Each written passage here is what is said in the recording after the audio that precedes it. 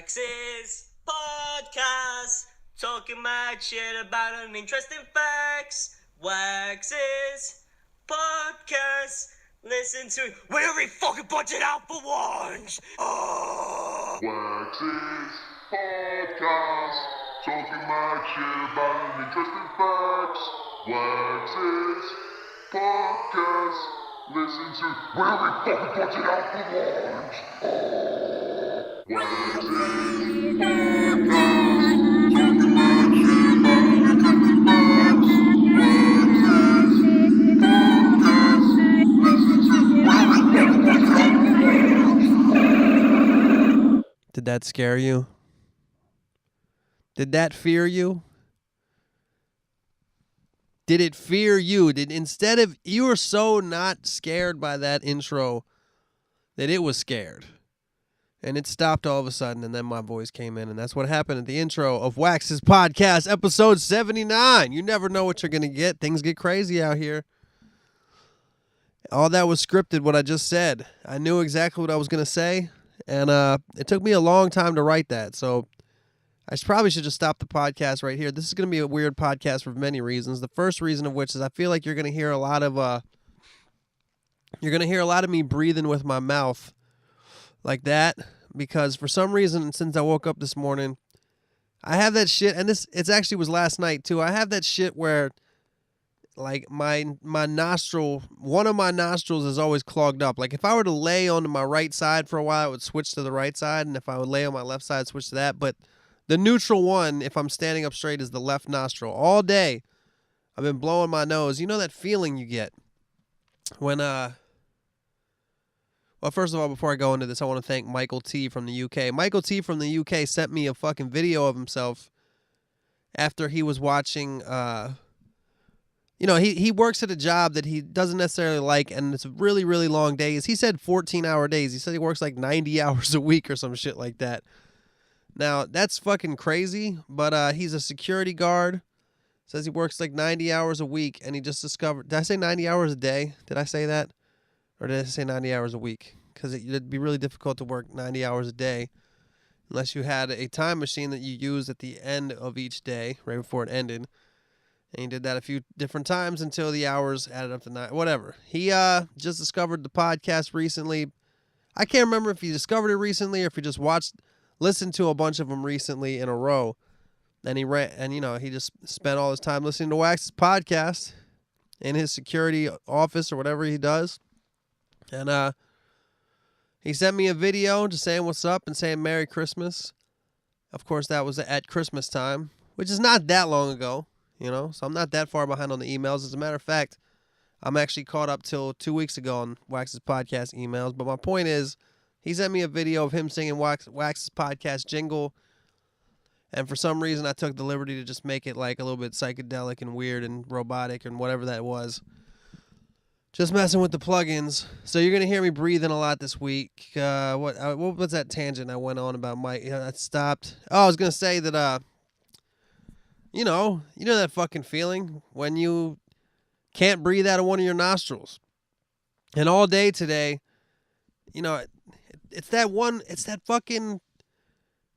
the sinus clog where you can always breathe fine out of one nostril, but it makes you think if you blow your nose like really hard, you'll be able to breathe out of both your nostrils. And if you do blow your nose extremely hard for the next 3 seconds, maybe even 2 seconds, 3 if you're lucky, you can breathe out of both your nostrils.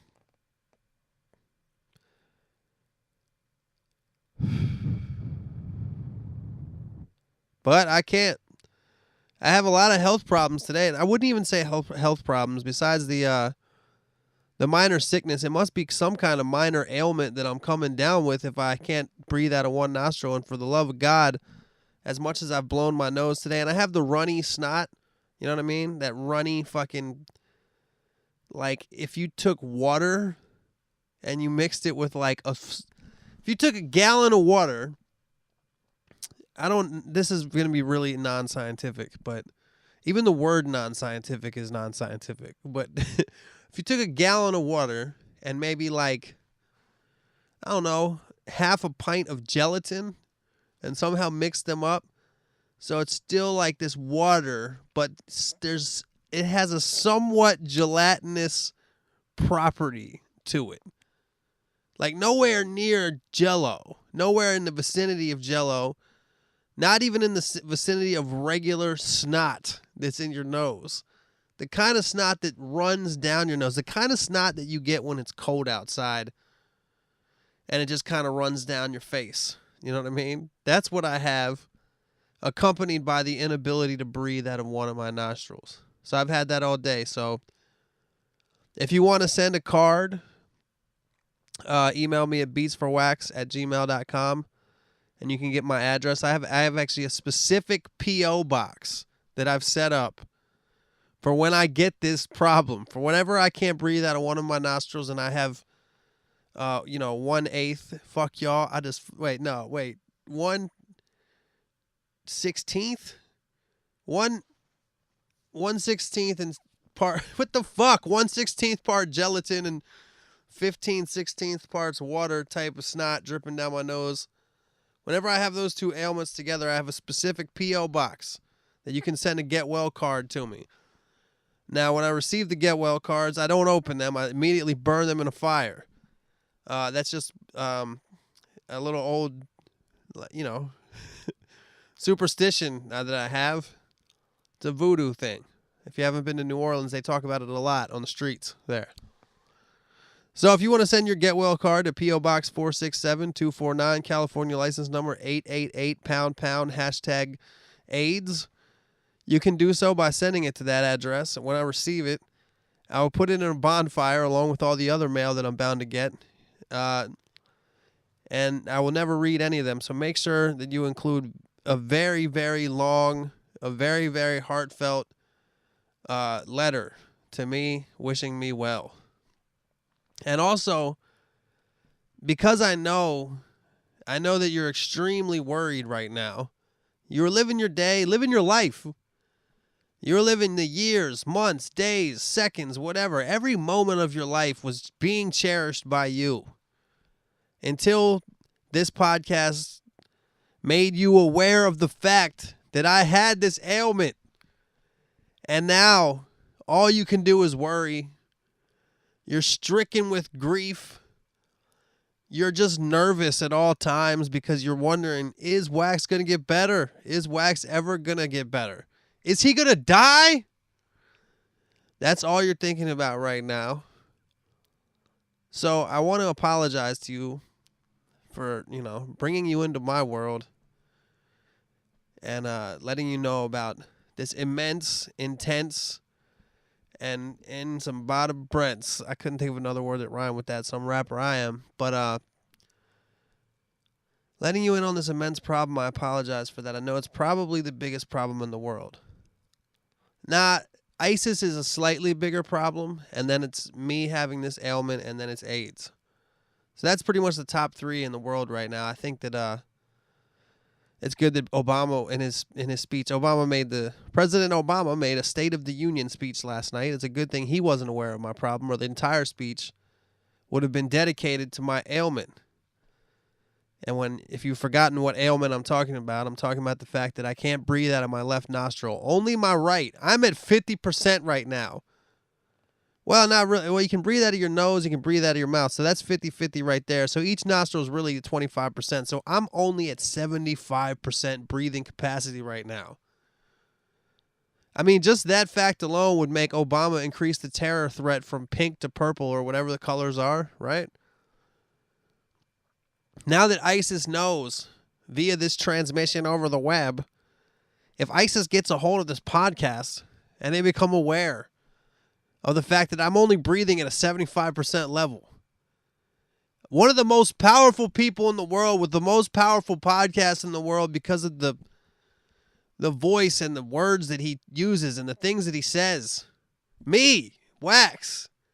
I'm only breathing at 75%. If ISIS finds this out, everybody in Los Angeles is going to be in dire straits. Everybody in the entire state of California is going to have to wear those little Ebola masks for probably the next 3 months, if not 4. We're gonna have to we have to be really careful about our water system because they could probably contaminate it with some kind of anthrax, AIDS. So before drinking any water, I'd recommend to boil it if you're in California. Even the neighboring states, I'd say. Arizona, Nevada, Oregon, and I think those are the only states that neighbor California. Does Wyoming or Colorado? I don't fucking know. What am I saying? I don't know.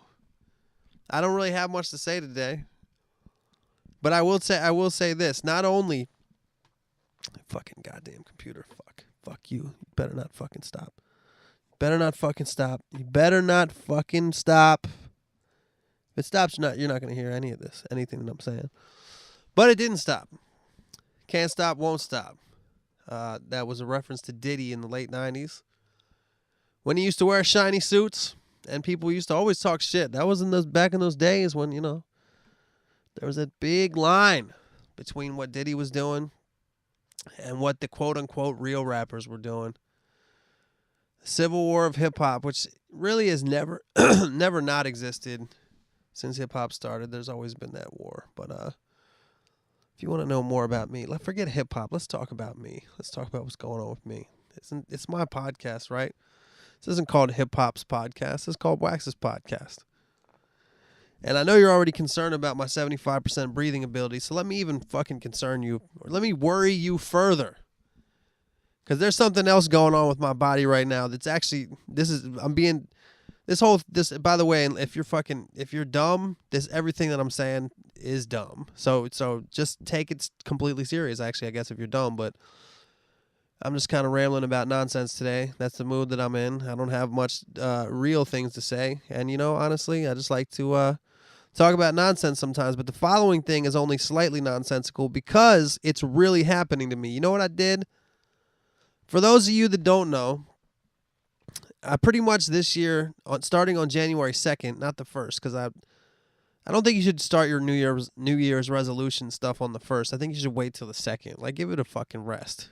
The New Year's Day is a day of morning drinking and then taking naps and then maybe a couple beers at night, whatever. So if you're going to do your resolution, start on the 2nd. That's what I did. So far in this month of January, it's the 21st or 22nd, I think, today. I don't even know what fucking day it is. What the fuck? It's the 21st. Not doing bad. I have not had a sip of alcohol. I've not had one cigarette. And in the past week, I've further stepped up my health game by eating relatively healthy. I did kind of not eat that healthy, but I've been going grocery shopping and cooking for myself. Just today, I have a big ass wok. I live by myself, y'all. I have no dog. I have no girlfriend. I have no family. I have family, but not an immediate family that I live with. So what I do is I have this big ass wok, and I'll go to the grocery store. These are in these times where I'm trying to be healthy. I'll go to the grocery store and just buy a bunch of chicken and vegetables, and I'll put them all together, make a big-ass portion of it, and then I just make little individual Tupperwares for later in the week. Today I was able to make one meal for the immediate, right after I cooked, and then I have 4 Tupperwares of this chicken teriyaki stir-fry shit that I made.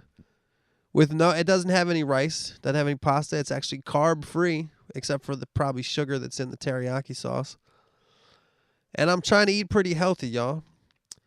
And also in the past, that's kind of like something I'm just starting, but in the past week and a half,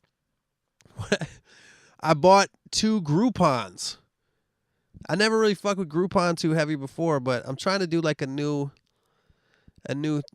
kind of health thing, you know what I'm saying? So I'm trying to get back into working out. And I've moved, so I was working out with my homie. Big shout out to Jason H down there at Kettlebells, South Bay Kettlebells in Torrance, California. Check that shit out. You should go to his gym. It's awesome. Real cool dude. But anybody that knows me personally knows that I'm not really a working out type of person. Working out is new to me in the past couple years. And even in the past couple years, I haven't really, really gone that hard. And especially because even when I do, I'll just fuck up for months on end and lose any strength, endurance, or anything that I had, you know? Like there was a time last year, probably the 100th day of my 100 days of no drinking and smoking and working out that I did last year, probably the 100th day where I could do a bunch of pull-ups in a row, you know what I mean? Shit like that. Right now, I can't. I could maybe do one pull-up. Because the last couple months, you know, November and December, I wasn't giving a fuck, you know? And trying to do the whole 180 on that. So I bought a Groupon for this shit, this gym down the street. I just wanted somewhere I could walk to from my new crib. And, you know, my sister, shout out to Jen, my sister on the East Coast. She took a liking to this shit called CrossFit. I'm sure a lot of you guys that are listening have heard of this. Some of you are like, I can't even believe you work out. That's so lame. What are you doing? Some of you are fucking sitting there totally ripped. And you're like, of course I know that shit. I would never do that pussy shit. It's totally not pussy shit by any means, as the following story will prove. Anyway, I signed up for a Groupon for this CrossFit thing. If you don't know what CrossFit is, it's like, I guess I don't really know much about it yet either. I've only done, you know, I bought a Groupon for 10 classes. It's 10 classes for $50. That seems pretty good. They're like an hour each. The first 3 were like kind of like how the fuck do you do this kind of classes. Let me start by saying that it's totally unsafe. Like there were people in the introductory classes, there were people that made me look like fucking Mike Tyson. You know what I mean? That's a strange reference. There were people in there that made me look extremely physically fit that have clearly never, at least not recently, done any of these kind of movements, these squats and all this shit. And they're doing like squats where you have like a bar with weight on it and they're throwing it up, doing these like Olympic things. And like, I'm just looking around. I mean, I'm worried for myself. And they got 8 people in this class and just one person showing them how to do this shit. And they're throwing these weights around like it's nothing. And I had heard from some people I know that this CrossFit shit is actually potentially dangerous and a lot of people injure themselves. And from what I've seen from this place, yeah, absolutely true. Absolutely true. Of course, people are going to hurt themselves doing this because they're throwing shit around like it's nothing. And it just didn't seem like the introductory classes did not seem like they really went through stuff very well. Anyway, I did 3 introductory classes and then I did one workout. And the workout is like, you kind of do like a little sort of stretch and sort of a warm up where you kind of like lift some weights or whatever. But then what happens is like for 30 minutes or 45 minutes, there's like a specific workout, right? The workout of the day. And the first time, I couldn't even finish the workout. It was just a lot of shit. It was like a bunch of different movements, whatever. I didn't finish it. The second time, I did finish it, and that was Monday, and I'm recording this Wednesday.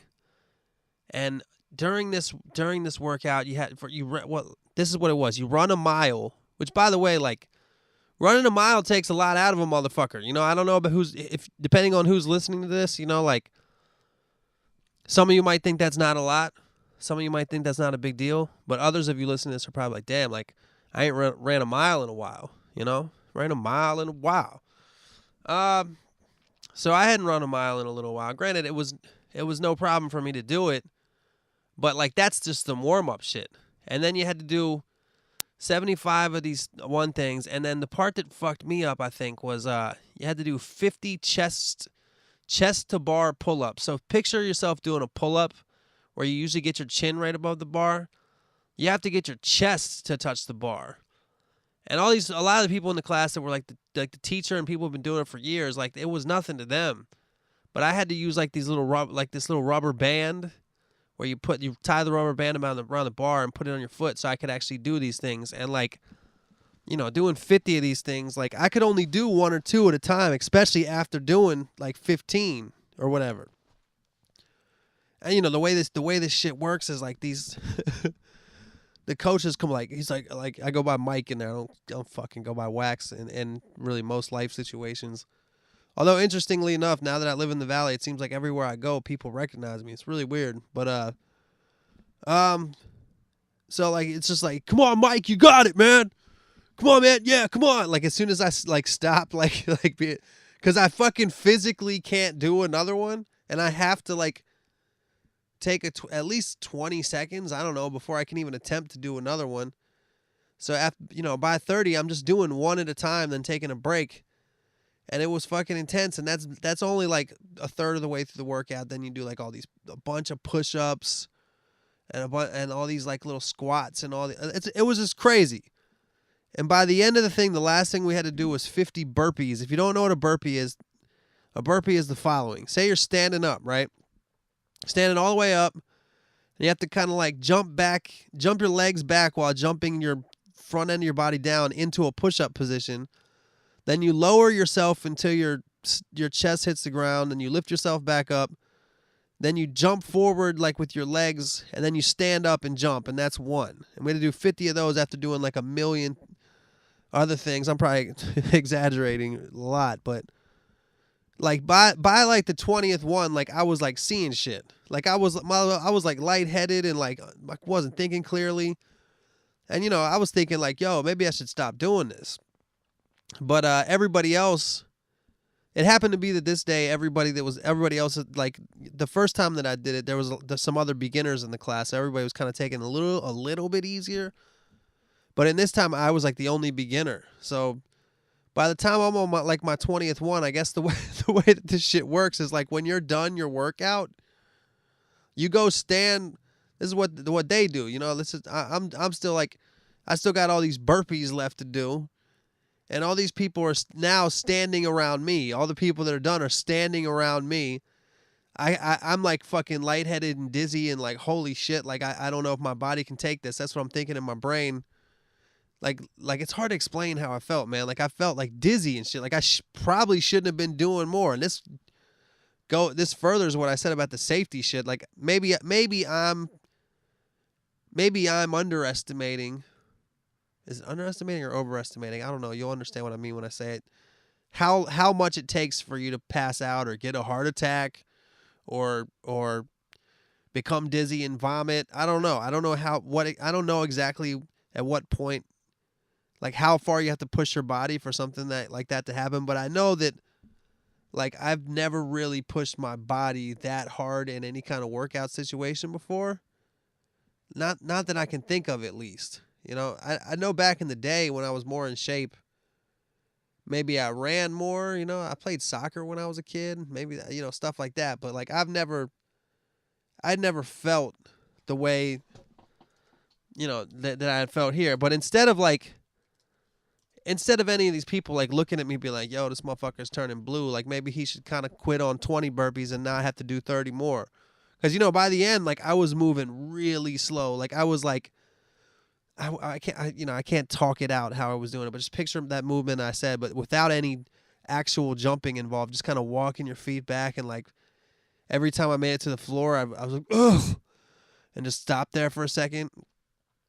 But now, point being, all these people around me now, like the 8 people, the 8 like fucking professional ass, like they all take off their shirt when they do the shit, The girls in there like just have like ripped shoulders and backs and walk like Russian gymnast girls, you know what I mean? And they're all standing around me, and I don't know any of these motherfuckers, but they all know my name. I guess that's kind of how this CrossFit shit is. It's supposed to be like a community, supposed to be a social kind of event. People say it's cult like, and I can see how that's the case because like. Not only is everybody in there real into CrossFit, like when they go into CrossFit, they all got shirts that say CrossFit. And I don't know why, but people that fuck with CrossFit, like they really fuck with CrossFit. Maybe there's like some Illuminati type shit in there. I don't know. But they're all gathered around me. I'm on my 20th burpee with 30 to go. And it took me a long time, and that whole time they're all just like, "Come on, Mike, don't give up, man. Don't give up, man. You got it. Come on, Mike. Come on, Mike. Yeah, come on. Hey, you got it. You can get it. You can do it." And what I wanted to do is, first of all, I wanted to fucking tell the guy to turn off the fucking techno music that they were playing. That's what I first wanted to do. It's supposed to pump us up, but just makes me just kind of laugh. I don't know. I can't for some reason like I can't take I have an inability to take certain things seriously. Like that mood that people get in, like the mood that people get in when you listen to songs like Lose Yourself or like the Rocky theme or like various other recent Eminem songs or like certain techno songs or just like even like metal songs maybe like those songs that are supposed to push you to the top of the mountain, like, you know, like montage songs. Like I can't get there mentally without fucking cracking up laughing. I just can't do it. I just can't take myself that seriously. It's just I don't know what it is. I think it's just something I can't fucking do. It's impossible for me. And that music is playing. In this case, it was a techno song. and I'm sitting there. I'm fucking. My head is like I'm like almost drowsy. Like I'm looking around and people are like almost like that drunk feeling when you're starting to get the spins. I probably should have been. Somebody probably should have told me like, okay, he's had enough. Let's not have this fucking new kid. Let's not have the new guy have a heart attack on his second day. But in actuality, what they probably is, he signed the fucking waiver. What do we care if he dies? So instead of saying anything like, yo, are you okay? Is this safe? Blah, blah, blah. They're just, you could do it, man. You could do it. And I wanted to look around and be like, look, the shit that y'all are doing right now is not helping me. It's annoying the shit out of me. And I just want to laugh, but I don't have the ability to laugh right now because I'm too tired to actually make that gesture. Like I'm too tired and lightheaded to actually, you know, make a laugh or just to fucking laugh. You know what I mean? And I'm really overstating how fucking bad this was, but it was bad. And it, you know, I will give them this. If those people hadn't have been around me saying all those things, there's no way I would have made it. So their little pep talks or whatever, probably just not wanting to just give up around these people. And I didn't give up, you know? And I fucking finished the shit, and it was funny. Like afterwards, like it was like 5 minutes afterwards before I really kind of like was able to just like not breathe heavy and just be normal again. And the main guy walked by, like the coach, and he was like, yeah, he's like, good job, man. I was like, dude, I've never done anything like that before in my life. And then he like looked at me like seriously. He's like, yeah, but at least now you know you can do it, or some weird some weird like coach ass shit. So it is like this little cult. And the only reason that I brought all that up is that when I woke up this morning, dude, I could not move. I took like ibuprofen's a miracle drug, by the way, if you guys didn't know that. Like if you've ever been in a situation where you have a bad headache or bad muscle aches, you'll know that if you take a good amount of ibuprofen, like it's pretty fucking miraculous the change it actually makes as far as what it does to your muscles or what. I don't know how it works. I'm not a doctor, but I woke up today. Not only did I have the 75% breathing capacity, but I could not move my fucking legs. And the worst thing, it's all from the legs is from, you know, all the squats and running and all the stuff that I did. But the worst thing is that because of the pull-ups thing I was doing, you know, that's you know, it's a lot of your body is worked when you do pull-ups, but your arms are worked, and somehow my right bicep is fucked up, and like I can't really straighten my arm all the way. Like I don't know if I strained it or if it's just like I got a good fucking workout and it's just fucked up, and then when all the protein gets back into my muscle, I'm gonna be ripped all of a sudden. I don't know if what that means, but I can't straighten my right arm, dude. I can't straighten it. And when I do, it feels like, you know, it just feels like a tight rubber band in my. I'm trying to do it now. But you know, I was gonna do the shit today, but I couldn't move. How am I gonna do another workout like that intense if I can't even move? I mean, that doesn't make sense unless they can.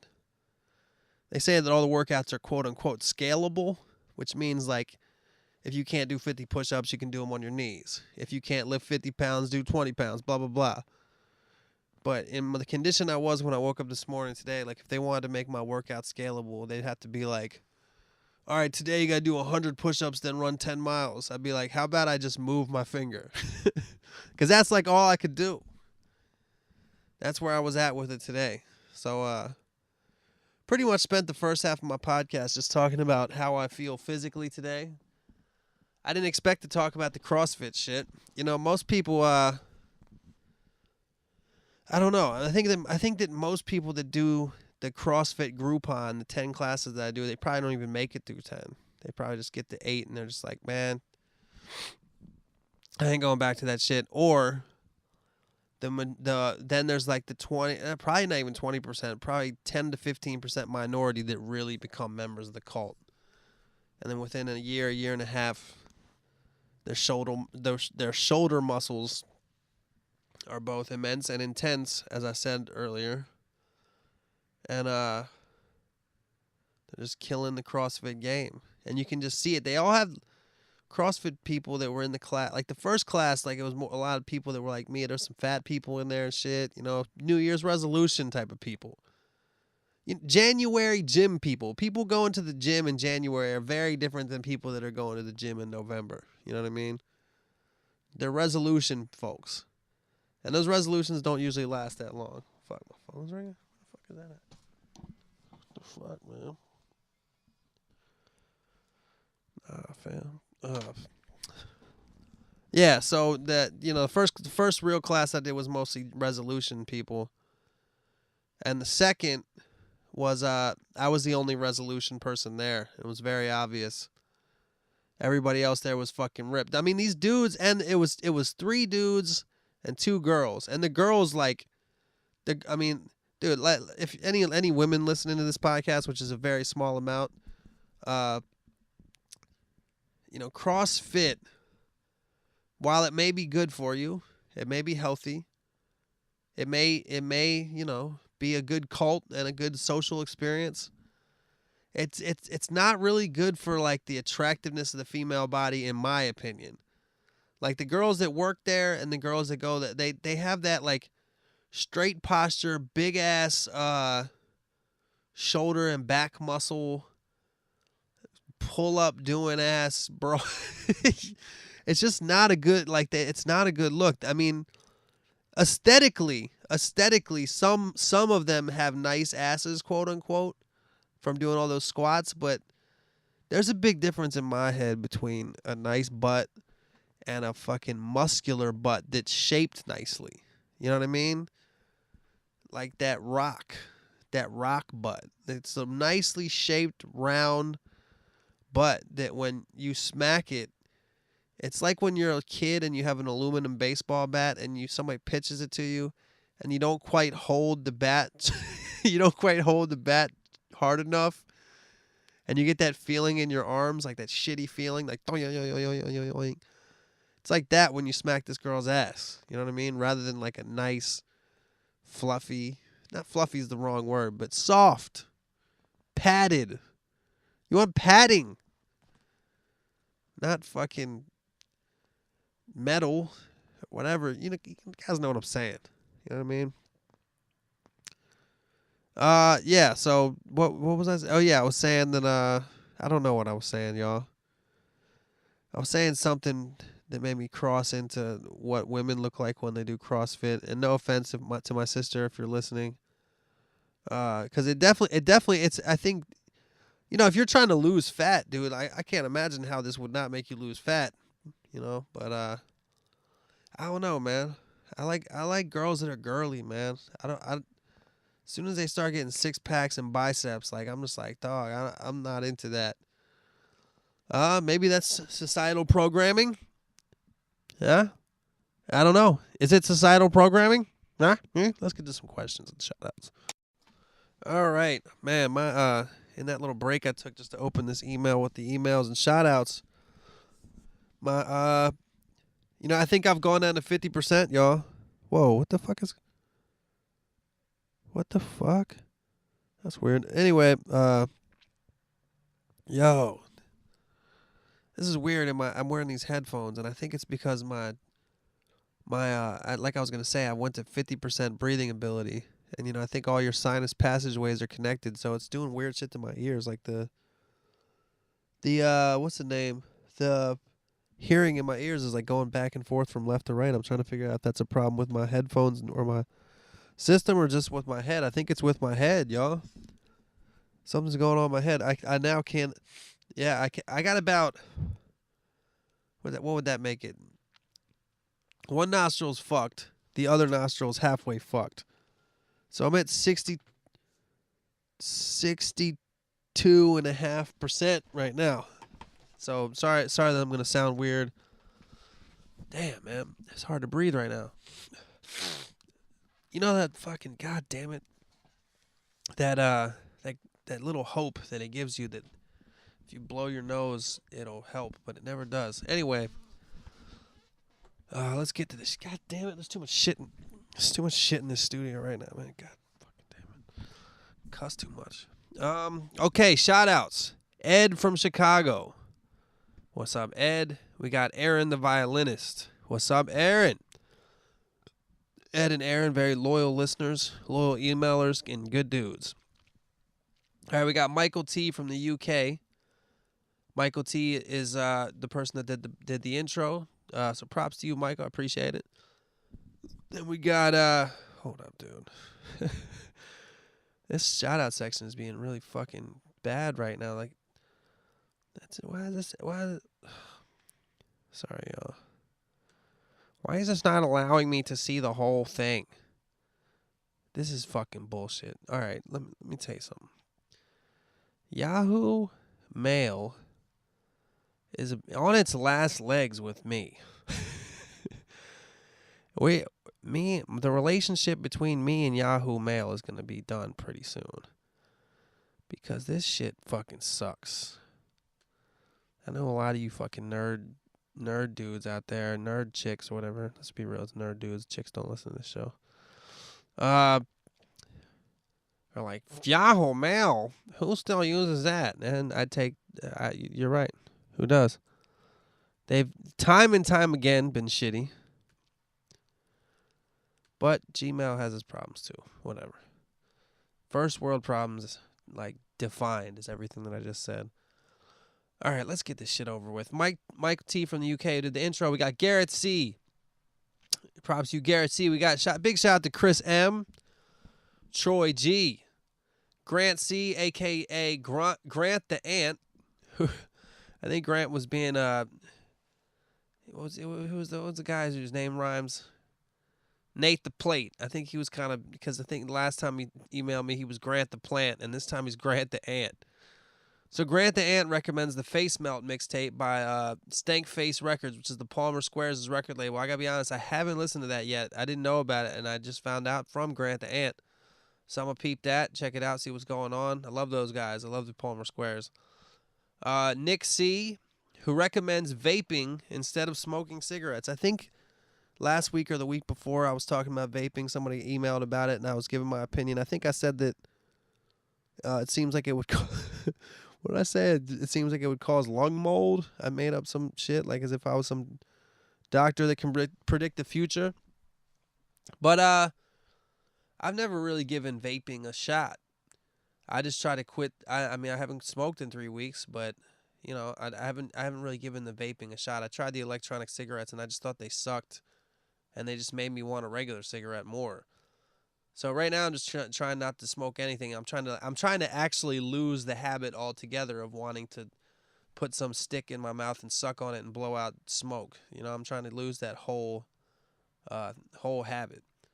All right, we got Corey S from Good At Studios, Good At Studios podcast. Check them out.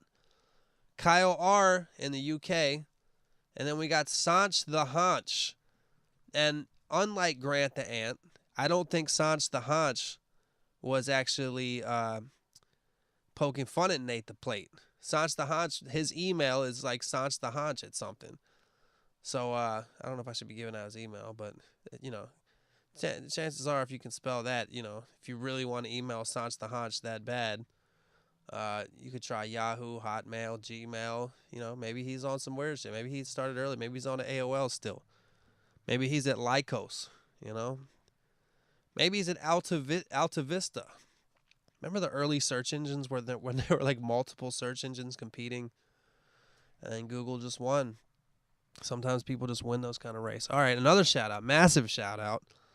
This is gonna say this. He wanted me to read this exactly. Shout out from J Def, back to A Def, the entire Def family, everyone we know, all humans on Earth, as well as astronauts currently orbiting the Earth, and any intelligent life forms in the universe that may be scanning radio wave frequencies who are picking up Wax's podcast.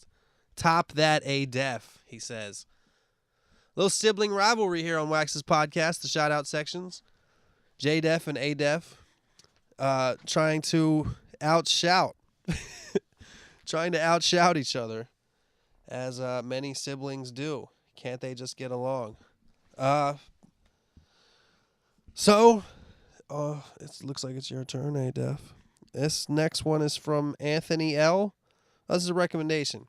Little recommendation from Anthony L. Saw an interview of Biggie's son on Hot 97 and just thought the idea was interesting. Not surprised they're rapping at all. Just can't imagine being Biggie's son. Other MC's son rapping include ODB's son and Big Pun's son. I didn't know that, but I did, due to your email, go check out that Hot 97 video. And, you know, Biggie's son, that's an interesting, I kind of fast forwarded through most of the interview. Like, it was like Peter Rosenberg and Ebro, if you're familiar with Hot 97's morning staff, interviewing Biggie's son, who looks mad like Biggie, and then his boy, some white dude that he raps with. Sorry, had a little error there. But yeah, so I don't know. I don't think Biggie is going to reach the level. I mean, I don't think Biggie's son is going to reach the level of Biggie. He just seems timid. He doesn't seem like rapping is his thing, and he just seems timid, man. Not everybody's like their dad like that, you know. Who knows what his life is like? He's also he just said in the interview he just turned 18, so to expect him to be like incredible is, you know, pretty high expectations, even though I believe Nas did Illmatic when he was like 19. You know, Joey Badass was like 18 when he came out. I think Earl Sweatshirt too, and Biggie's son is nowhere near their level. But, you know, he's also said he had acted. He's like an actor. He's been in like mad movies and shit. So maybe he's, you know, different kind of artist than his father. All right. That being said, this is a question from Joanna in Dublin, or it's not even really a question. This is actually more like an answer to a previous question. All right. Damn, I think I'm starting to get sick. Also, just coming back to your podcast, I thought you made some interesting comments about women and alpha males. By the way, thanks for the shout out. I just thought since I'm the only female listener, I'd give a brief response. Winky smile. That's what it says right there. I feel like confidence is definitely a big factor when going for a guy. This is like I don't remember what we're talking about, but I think somebody had emailed me and they had a girl problem and they were talking about picking up girls or something like that. And I said something about how women, you know, they tend to like just really confident dudes, like the alpha male type. It's some nature shit, man. It's the same thing as animals, you know? They want the dude who's like confident, and they can be confident that he's going to be confident when it's time to protect them and provide them with shelter and safety, shit like that. So I think that that's the kind of dude that women are naturally attracted to. So she said, I feel like confidence is definitely a big factor when going for a guy, but passion is a lot better and more interesting in a guy than just appearing confident. It can be a passion for anything, as long as he's able to have an interesting discussion about it. Being able to have a conversation with someone is far more important than looks, although I'll admit that's what draws my attention initially. All right, Joanna, well, thank you for weighing in on that topic that we had discussed. And I think that she's right, you know, especially, you know, everybody's different. You can't necessarily treat like all women like they're the same, although they have similar qualities sometimes. You can kind of like you can kind of like make educated guesses about women, but all women are going to be different. You know what I'm saying? Like some people are into artists. My friend Jackie was saying recently, like she can only date people that are like comedic artists. You know what I mean? And one thing about being a man is like if you can make a woman laugh, that's probably one of the most important things. It's like it's almost like there's two kinds of dudes. There's like funny dudes, and then there's like dudes that can protect. And I guess I'm a funny dude, but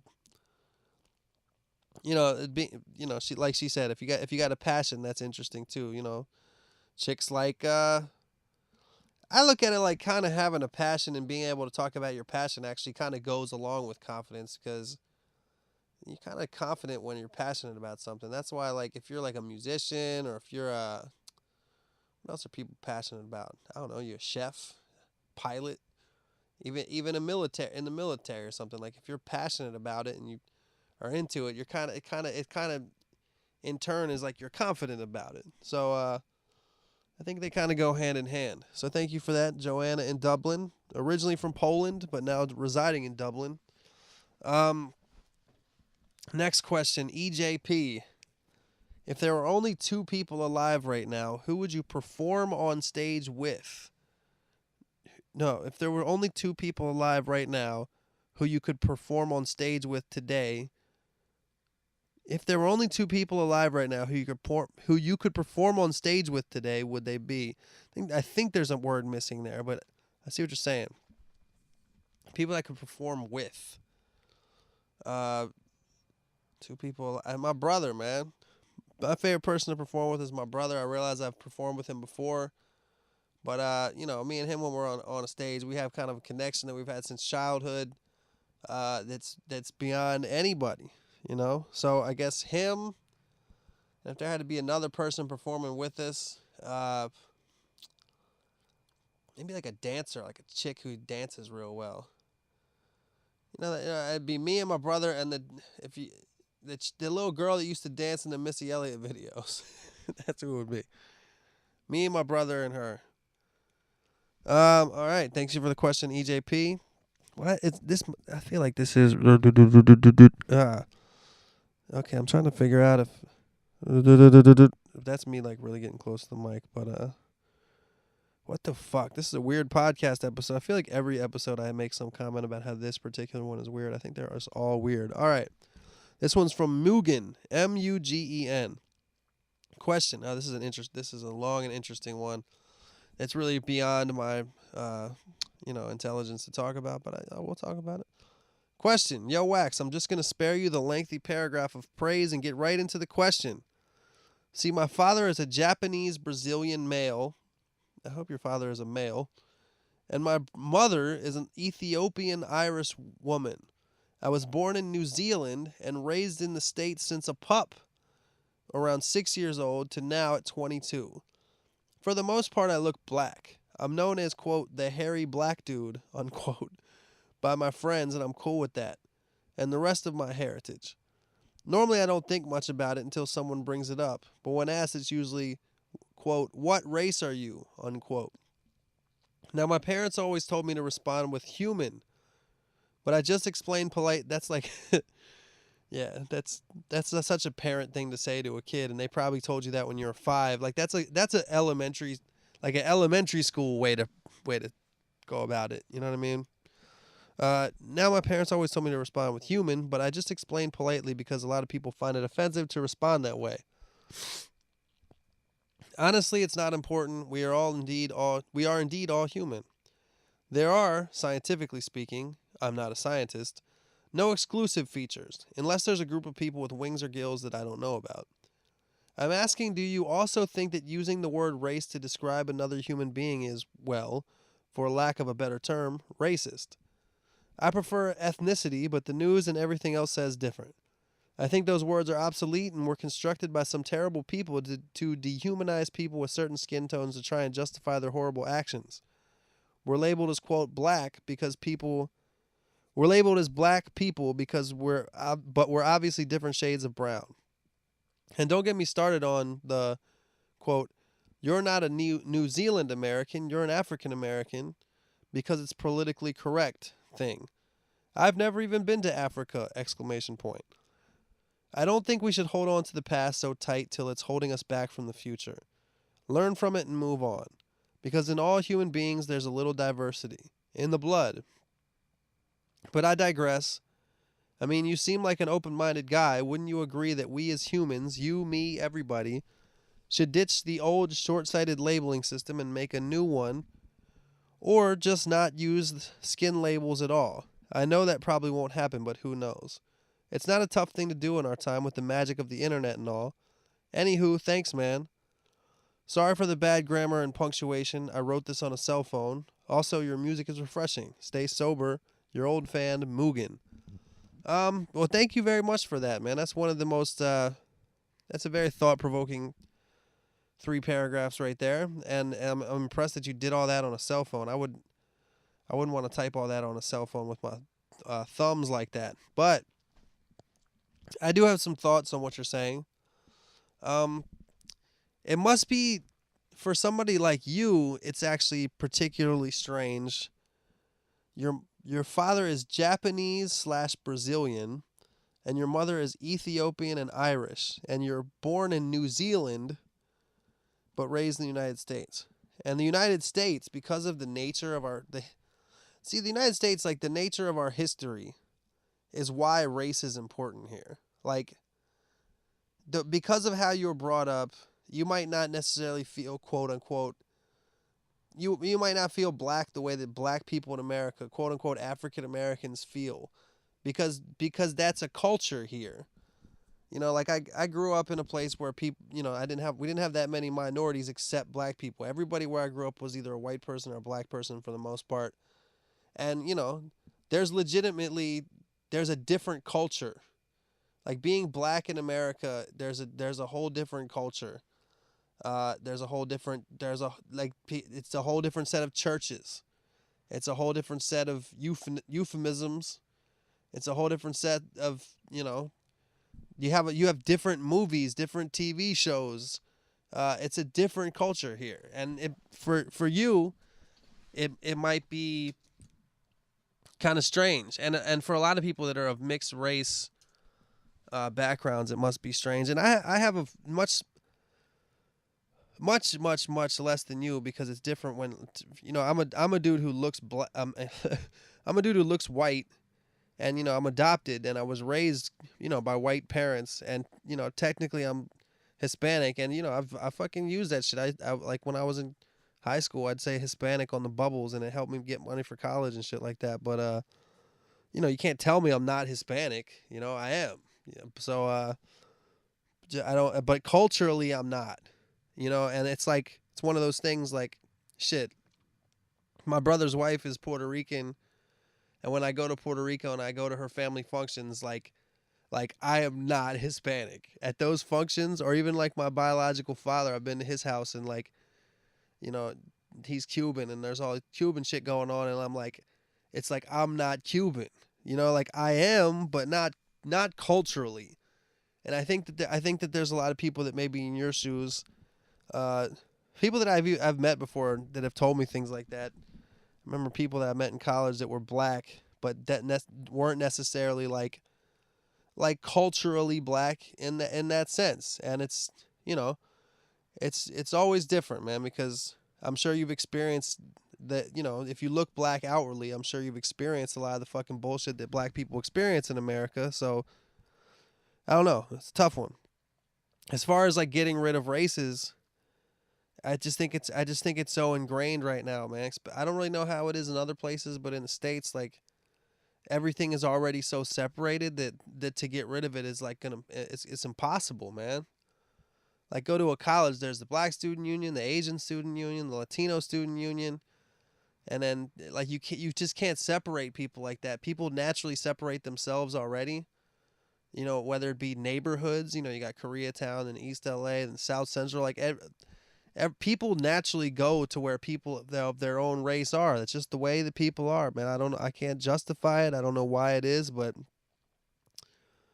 you know, especially for people that are mixed racially, it's, you know, you might be like, why can't we just get rid of this shit? My mom's this, my dad's that. Let's just fucking whatever, get along, blah, blah, blah. But it's just too deeply ingrained in our culture, man. You know, there's too much, you know, there's been too much oppression, you know, and there's like a natural, you know, there's a natural fraternal thing in certain cultures and certain, I'm just going to say cultures because that's really what it is. You know what I mean? There's a fraternal thing. That's why people say, "What's up, my brother?" That's why people say that, because there's a brotherhood. Like you all share, you share an experience, and a lot of that has to do with race in America, or anywhere. I don't know, but but what you're saying is a good. You know, it comes from a place of love, and that's awesome. I just don't see that happening soon, man. We're just divided into groups, you know. And you know, you can see it everywhere. Asians, Jews, even Latino shit is even more interesting to me because it's like there's so many subsets, you know. Even with white people, you got Italian people, Irish people. That stuff is actually, I think, less meaningful now than it was before. But in places like Philly and Boston and New York, like even white people got their little fucking subgenres. You know, there's a big difference over there between like an Irish cat, Italian cat, Jewish cat. You know, so hey, and you got your Eastern European type dude. I mean, I'm just gonna start listing all the different kind of races there are. But hey, you know, what are you gonna do? I don't know. I don't have the fucking answers to the world's problems and shit like that. I can't even breathe properly. All right, we got one more, and this is from my main man, B. Willis. A little bit more lighthearted of a email this week. Yo, Big Wax, what up?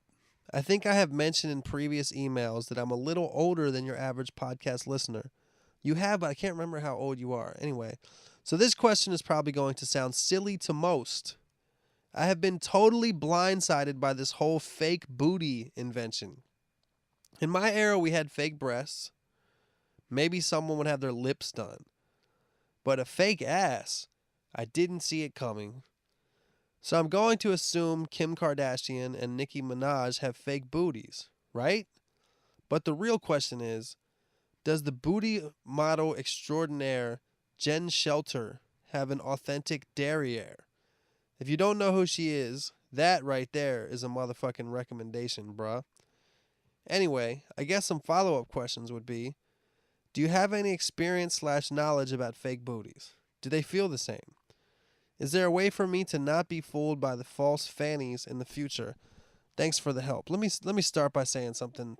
First of all, B. Willis, thanks for the email. You're the fucking man. I'm going to have to say something that might upset you, but if you've been listening to this entire podcast, you might actually know where I'm going with this. I looked up Jen Shelter, and I'm actually looking at her right now, and if you're saying that this is this crazy recommendation, I just got to disagree, bro. I got to disagree. This is what I'm talking. This is a CrossFit looking broad. I gotta stop saying broad. Is that bad? Can you say? I mean, I know people say shit like broad, but like I don't know. I don't know how women feel about broad. No, they don't like bitch. No, they don't like hoe. But like, broad is kind of worse. Broad is kind of the worst one. That's just like people said that in the 30s. You know, fucking dames. All right, I'm looking at this girl, and first of all, like her ass is. I mean, dude, it's impressive. It looks good, but like. This is exactly what I'm talking about. If you felt that thing, it would feel like you were grabbing a statue. It would feel like marble. Like this chick is a workout chick. Like I mean, even looking at her, like every single picture, she's holding weights. Maybe that's what you're into, B. Willis. Maybe, but it's just not that. It's just not like that. I mean, dude, I'm looking at this one. I wish that I could show this. I wish that I could put this picture into the microphone and it would go into all of your minds. All right. Let me see if there's a. If you Google image search Jen Shelter's butt turns her to Instagram. Let me see. I don't know exactly. This one picture is exactly what I'm talking about. She is planking. She's doing like a plank position on top of one of those big ass those balls, like not a medicine ball, but whatever those balls are called that you know that like Dwight had in the office. Like some people might even sit on it for at their office, but people do sit ups on it. But she's doing like a plank position on it, and her ass is sticking up. And first of all, depending on what you like it's not that huge or anything. I definitely don't think it's fake. It's definitely not fake. But this, I mean, that shit is just fucking muscle. If you were hitting that from the back, you would have a bruised lower. You would have whatever your front tailbone is called, like lower abs / upper like your pelvis. You would have a bruised pelvis if you had sex with her doggy style. That's what I'm talking about, B. Willis. That's not my shit, man. And to be honest with you, like her face ain't that hot. So I just have to, dude. I hate to do it to you, man, because I love you, but I just gotta really like dramatically disagree with your recommendation of this chick. You know what? I take back. Her face is actually cute. Her face is actually good looking. But like, you know, she got like a 6-pack, man. I don't like that. Not into it. But okay, let's get beyond that. Let's agree to disagree there, B. Willis. So I'm going to assume Kim Kardashian and Nicki Minaj have fake booty. Nicki Minaj has fake titties and has a fake ass. There's some crazy pictures that show Nicki Minaj sitting down. I wish I could look at them right now, but there's pictures of Nicki Minaj like sitting on a chair. Minaj fake ass. Maybe if you look, maybe Nicki Minaj fake ass will. But there's a picture of her like sitting on a chair that just makes it look ridiculous. Yeah. There's if you look it up, I'm pretty sure this is legit, but you can see it. Like she's sitting on a chair and it looks like she has a pillow.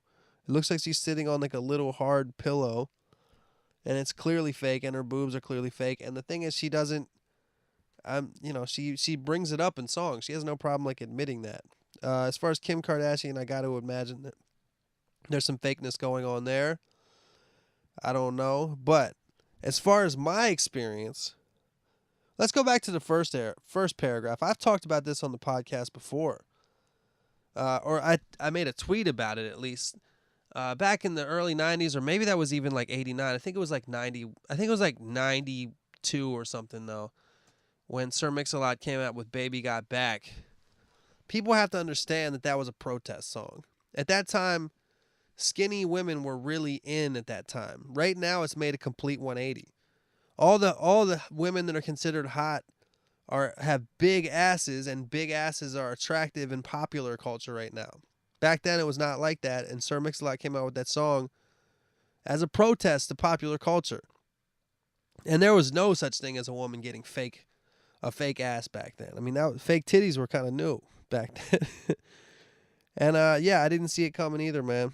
I never saw it coming, but it's gotta be weird to have that shit in there. Like, at least with you got fake tits, they kind of just hang there. They're kind of just there. I don't think they.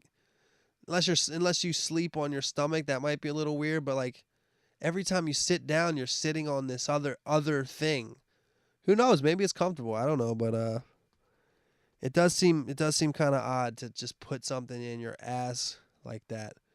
It reminds me of, dudes who get calf implants, just like these weird fucking soccer shin guards stuffed into your back of your calves to make it look like you can jump higher, because that's somehow a big enough deal that you have to do that. But yeah, it's just the way it is, man. If every fucking song in popular culture is about glorifying the big ass, of course every woman's gonna want one, and of course they're gonna make it available as something that you can purchase. That's how everything is. Self-esteem. All products are always about self-esteem. That's how it is, and that's the same thing with fake tits. Fake ass, wigs, pimple cream. They always make those before and after pictures on the Proactive shit and the baldness shit, the fatness shit. They're always frowning before and happy. Life has changed and everything's fucking great. because of the product they bought, and they just sell it to you based on your own shitty self-esteem. So nothing new there, you know what I'm saying? As far as my personal experience, I've never touched a fake ass, at least not knowingly, and I think that I feel like I would know. I have some experience with fake boobs, and that's really dependent on on the doctor, on the job the doctor did. If it's well done, that's one thing. If it's not, that's another thing. But gotta like the natural. The natural. I'm not even mad at like the natural small is great, but there's something about like the porn fake that is also kind of great too, because that just kind of like if somebody has those, you're just kind of like, okay, well she's probably down to like, y'all know what I mean, man. You know what the fuck I'm saying. I feel like I've really changed the things. Like I've changed this podcast a little bit in my head sometimes because I know my fucking mom listens to this, and I'm just gonna call her out real quick. Like every time I do a podcast, it's guaranteed that I get an email from my mom now, talking about something I said on the podcast. So now, like, I don't want to talk about my experience with fake titties, because of that. So, because of that, thanks to you, Mom, these listeners are not gonna get the real juicy, or really unjuicy, I guess, since it's fake. It's not really juicy if it's a fake one, but they're not going to get it. Thanks to you, Mom. So, everybody, I love you guys. Be safe out there.